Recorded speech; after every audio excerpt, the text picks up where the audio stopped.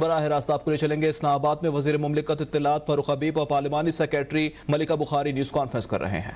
قرضے لے کے ادھر کہہ رہے تھے کہ میں قرضے لے رہا تھا باہر، اسی 2005 میں سلمان شہباز کے اکاؤنٹ میں ٹیٹیاں گر رہی تھی، اور وہ ایسے نامعلوم افراد ہیں جن کا پتہ ہی کوئی نہیں ہے کہ وہ کون سا جو ہے وہ منظور پاپڑ والا تھا، محبوب ریڈی والا تھا، کوئی گجرانوالہ کا اظہر کباڑیا تھا، جنہوں نے ان کے اکاؤنٹوں میں پیسے لگائے، جنہوں نے کبھی خواب میں ہی کبھی لندن نہیں گئے۔ شہباز شریف پہ کیس، شہباز شریف کے دونوں بیٹوں کے اوپر نیب کا کیس، ان کی فیملی کے اوپر کیس، اور شہباز شریف کے دونوں بھتیجوں کے اوپر کیس، نواز شریف ان کا بھائی جو ہے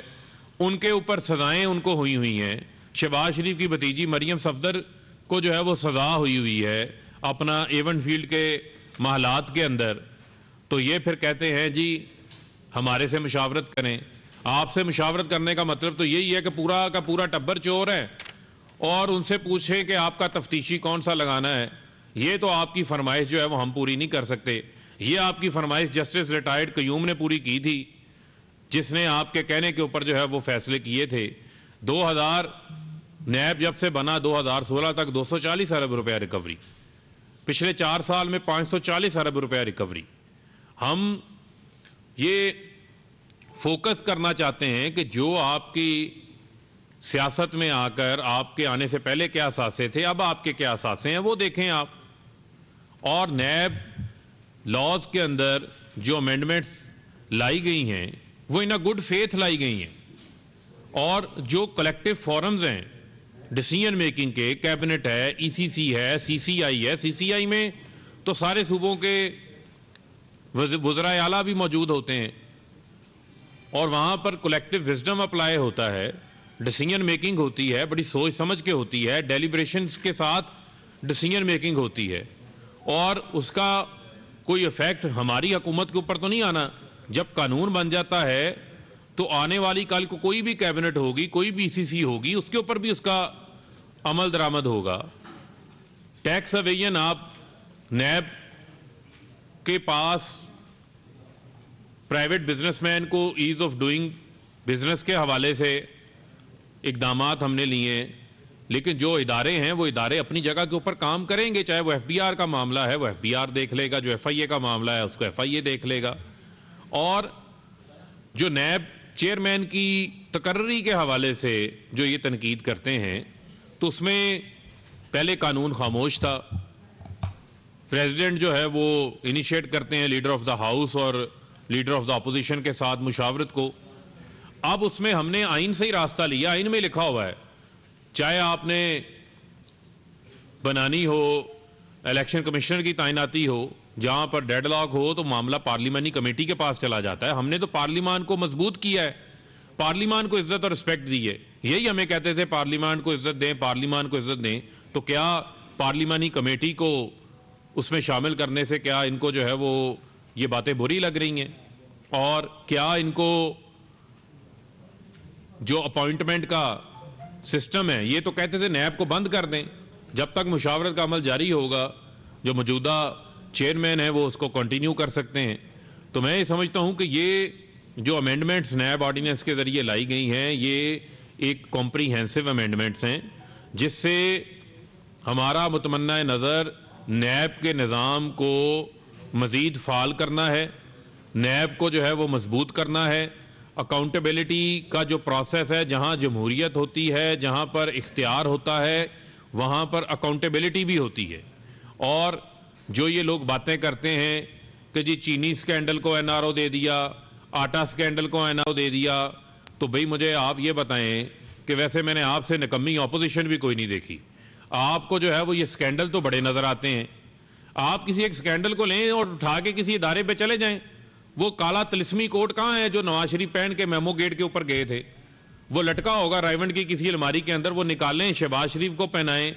یا کسی کو بھی پہنا دیں، وہ کسٹم فٹ کوٹ ہے، سب کو پورا آ جائے گا، وہ پہنے اور چلے جائیں کسی عدالت میں جا کے چیلنج کریں۔ بہت ہی نکمے لوگ ہیں آپ، صرف آپ آ کر جو ہے وہ ایک ریہوٹک کو دہراتے ہیں، لیکن یہ نہیں پتا کہ اس ملک میں سب سے زیادہ شوگر ملیں لگانے والا بھی شریف خاندان تھا۔ اس ملک کے اندر جو اکانومی کا بیڑا غرق کرنے والا وہ بھی شریف خاندان تھا. لہذا یہ باتیں ہمیں نہ سنائیں. عمران خان وہ وزیر اعظم ہے جو وزیر اعظم بننے سے پہلے اپنی 40 سالہ کمائی کا حساب دے کر آئے ہیں, 60 ڈاکومنٹس دے کر آئے ہیں. آپ کی طرح کو قطری خط کا مذاق ہم نے نہیں کیا, آپ کی طرح ہم نے کوئی جعلی ڈاکومنٹس کیلبری فونڈ کے تحت نہیں بنائے تھے, اور ہم نے یہ بھی نہیں کہا تھا کہ میری لندن میں کیا تو میری پاکستان میں کوئی پراپرٹی نہیں اور میں اپنے والد کے ساتھ رہتی ہوں. اور چند سال بعد آپ کے بھائی آگے آپ کو جھوٹا قرار دیتے ہیں اور کہتے ہیں الحمدللہ یہ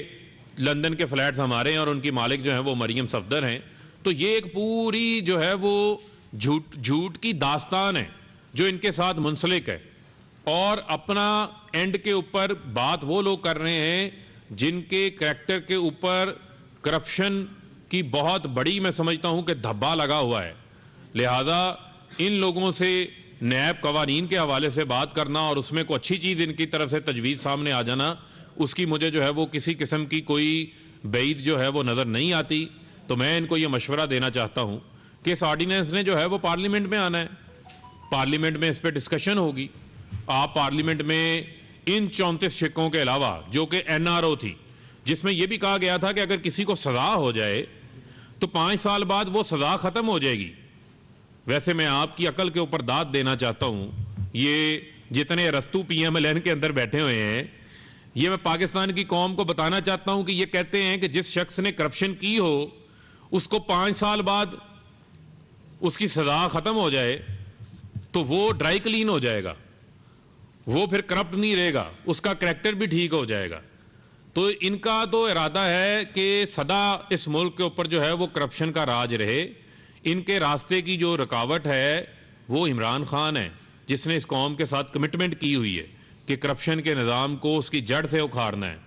آج عمران خان پیچھے ہٹ جائیں, یہ لوگ آپ کو لڈیاں ڈالتے نظر آئیں گے اور یہ کہیں گے عمران خان سے اچھا وزیر اعظم ہی کوئی نہیں پاکستان کے اندر آیا. لیکن ہم پاکستان کی عوام سے جو کیا گیا وعدہ ہے اس وعدے سے جو ہے وہ ہم پیچھے نہیں ہٹیں گے, اور اس اکاؤنٹیبلٹی کے پروسیس کو مضبوط کرنا, اس پہ ہمیں مینڈیٹ ملا ہوا ہے عوام سے اور اس کو ہم مضبوط کریں گے. ملکہ بخاری صاحبہ آپ کو اس کے قانونی پہلوؤں کے اوپر بات کریں گے. بسم اللہ الرحمن الرحیم. جیسے کہ فاروق حبیب نے اپوزیشن کے رہنماؤں کو بہترین طریقے سے ایک سیاسی آئینہ دکھایا ہے, میں پاکستان کا جو اب نیا نیب آرڈیننس ہے اس کی روشنی میں